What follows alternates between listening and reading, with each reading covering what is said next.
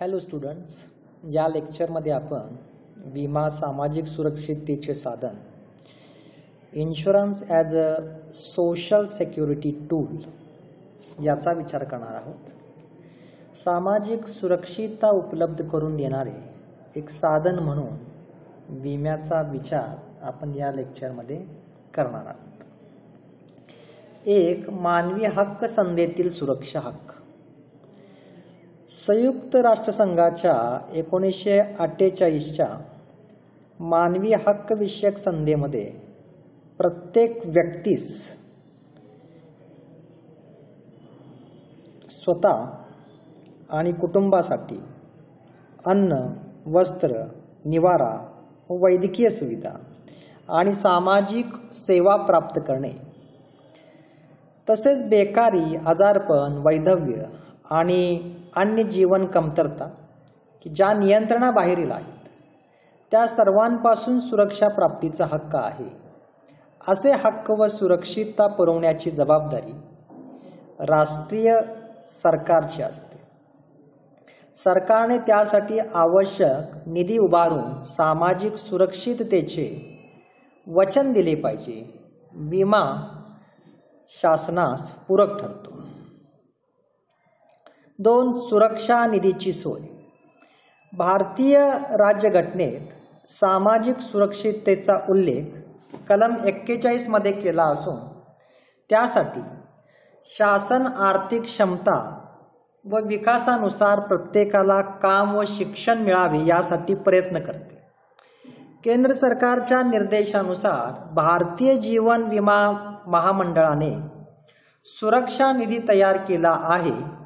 या निधीचा वापर समाजातील दुर्बल घटकांना विम्याचे लाभ देण्यासाठी केला जातो. नंबर 3. सुरक्षितता आणि सामाजिक स्वास्थ्यात वाढ. विम्यामुळे सुरक्षितता आणि सामाजिक स्वास्थ्य या दोन्हीमध्ये वाढ होते. विम्याच्या संरक्षण क्षेत्राखाली विविध व्यक्ती, कारखाने, उद्योग, कारखान्यातील मालमत्ता, व्यापारात सहभागी होणाऱ्या संस्था व घटक या सर्वांना सुरक्षितता लाभते. अनपेक्षितपणे येणाऱ्या संकटामुळे मालमत्ता अथवा संपत्तीचे नुकसान झाले तरी त्याची भरपाई विमा करीत असल्याने व्यवसाय कार्य बंद पाडण्याचा धोका टळतो. तसेच व्यक्ती व त्यांच्यावर अवलंबून असणाऱ्या कुटुंबातील अन्य व्यक्ती, कारखाने व लहान मोठे उद्योग आणि व्यवसायातील कामगार यांनाही विम्याचे संरक्षण लाभते. त्यामुळे त्यांना तात्पुरते अथवा कायमचे अपंगत्व येणे, अगर मृत्यू येणे व त्यामुळे होणारे अनिष्ट परिणाम या सर्वांवर विमा एक अजोड मार्ग आहे. नंबर 4. धोक्याचे विभाजन. विमा हा सामाजिक सहकार्याचा आविष्कार आहे. धोक्याचे विभाजन आणि आर्थिक नुकसान संपूर्ण समाजात विभागून विम्याचे संरक्षण प्राप्त करणाऱ्याकडून गोळा झालेल्या निधीतून भरपाई केली जाते. विमा धोका टाळता येत नाही, मात्र धोक्याचे विभाजन अनेक व्यक्तीत करून प्रत्यक्ष नुकसान झालेल्या व्यक्तींच्या नुकसानीची प्रखरता कमी करता येते. नंबर 5. आत्मविश्वास व धाडस यात वाढ. विम्याच्या संरक्षण क्षेत्रामुळे विविध उद्योगपती, व्यापारी, व्यावसायिक यांच्यातील आत्मविश्वास वाढून उत्पादनाच्या नवीन क्षेत्रात प्रवेश करण्याच्या दृष्टीने धाडस व उत्साह प्राप्त होतो. विम्यामुळे कारखानदार व उद्योगपती नवीन उद्योग प्रकल्प हाती घेण्यास तयार होतात. व्यापारी मालाची आयात निर्यात करण्यास अगर देशांतर्गत वाहतूक करण्यास तयार होतात.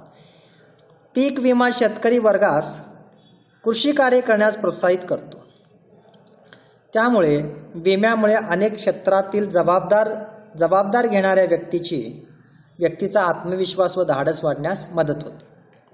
नंबर 6. सामाजिक प्रश्नांची सोडवणूक. विमा समाजामधील विविध सामाजिक प्रश्नांची सोडवणूक करण्याच्या दृष्टीने अत्यंत उपयुक्त ठरतो. दरवर्षी हजारो विमापत्रधारकांच्या कुटुंबांना विमापत्राचे पैसे देऊन विमेदाराच्या कुटुंबापुढील समस्या सोडवितो. औद्योगिक अपघातात तात्पुरते व कायमचे अपंगत्व येणाऱ्या कामगारांना पुरेशी नुकसान भरपाई देऊन त्यांच्यापुढील आर्थिक प्रश्न सोडवण्यास विमा मदत करतो. कामगार व इतरांना वैद्यकीय विमापत्राद्वारे वैद्यकीय खर्चाची सोय केली जाते. अपघात विम्याद्वारे अपघातामुळे होणाऱ्या नुकसान भरपाई तसेच अपघातामुळे शारीरिक इजा होणाऱ्यांना द्यावी लागणारी भरपाई विमा देतो. सामाजिक विम्याद्वारे बेकार व्यक्ती, वृद्ध व्यक्ती, अपंग व्यक्ती इत्यादी पुढील प्रश्न सोडवण्यास मदत केली जाते. अशा प्रकारे विमा अनेक सामाजिक समस्या सोडवण्यास सदैव तत्पर असल्याचे आढळते. नंबर 7, शैक्षणिक विकासास मदत. विमा व्यवसाय विमेदार आणि सामान्य जनता यांच्या शैक्षणिक विकासास मदत करतात. बचतीची सवय लावणे, स्वास्थ्य संरक्षण, विविध रोगांपासून स्वतःचे रक्षण करणे, कुटुंब नियोजन, कुटुंबाचे आर्थिक संरक्षण इत्यादीचे शिक्षण देण्याच्या दृष्टीने विमा व्यवसायाद्वारे जाहिरात केली जाते. पोस्टर्स व छोट्या पुस्तिका काढून त्याचे वाटप केले जाते. तसेच वैद्यकीय शिबिरे आणि प्रदर्शने भरवली जातात. त्यामुळे विमा घेणाऱ्या व्यक्ती आणि अन्य व्यक्ती दोघांच्या दृष्टीतून शारीरिक स्वास्थ्य टिकवणे, रोग निवारण, प्राप्तीचा योग्य विनियोग करणे, कुटुंब मर्यादित ठेवणे इत्यादीचे शिक्षण मिळते. नंबर 8, वाहतूक सेवेचा विकास. विमा व्यवसायात विमा प्रीमियमद्वारे गोळा होणाऱ्या निधीचा वापर देशांतर्गत वाहतूक सेवेच्या विकासासाठी केला जातो. सार्वजनिक वाहतूक सेवा संस्था तसेच स्थानिक स्वराज्य संस्थांना वाहतूक सेवेच्या विस्तारासाठी आर्थिक मदत कर्ज रूपाने दिली जाते. त्यामुळे वाहतूक आणि परिवहन विषयक गरजा पूर्ण होण्यास एक प्रकारे मदत होते. नंबर 9, निवास समस्या दूर करण्यास मदत. देशातील लोकसंख्येच्या वाढीबरोबर नागरी व ग्रामीण भागात निवासाची समस्या दिवसेंदिवस तीव्र बनत आहे. अल्प आणि नियमित उत्पन्न असणाऱ्या लोकांना निवासाची समस्या सोडवणे दिवसेंदिवस कठीण जात आहे. निवासाची समस्या ही एक राष्ट्रीय समस्या बनली आहे. विमा संस्था आणि विशेषतः आयुर्विमा महामंडळाने या समस्येची सोडवणूक करण्यात मोलाची मदत केली आहे. गृहनिर्माण योजनेअंतर्गत आयुर्विमापत्रधारकांना, गृहनिर्माण संस्थांना तसेच गृहनिर्माण विकास कार्यात गुंतलेल्या हुडको, नॅशनल हाऊसिंग बँक व अन्य संस्थांना कर्जे दिली जातात. आणि नंबर 10, दारिद्र्य रेषेखालील व्यक्तींना लाभ. देशात दारिद्र्य रेषेखाली असणाऱ्या व्यक्तींचे प्रमाण मोठे आहे. यातील बऱ्याच व्यक्ती भूमिहीन मजूर, निव्वळ मजूर, हमाल, लहान व्यावसायिक, रोजंदारी कामगार इत्यादी क्षेत्राशी संबंधित असतात. सामाजिक सुरक्षिततेचा एक भाग म्हणून त्यांनाही विम्याचे लाभ मिळावे लागतात. या व्यक्ती विमा घेऊ शकत नसल्याने सरकारला दारिद्र्य रेषेखालील व्यक्तींना विमा संरक्षण देण्याची व्यवस्था करावी लागते. त्यासाठी लागणारे विमा हप्ते शासन आणि विमा संस्था सामाजिक सुरक्षा निधीतून देत असतात.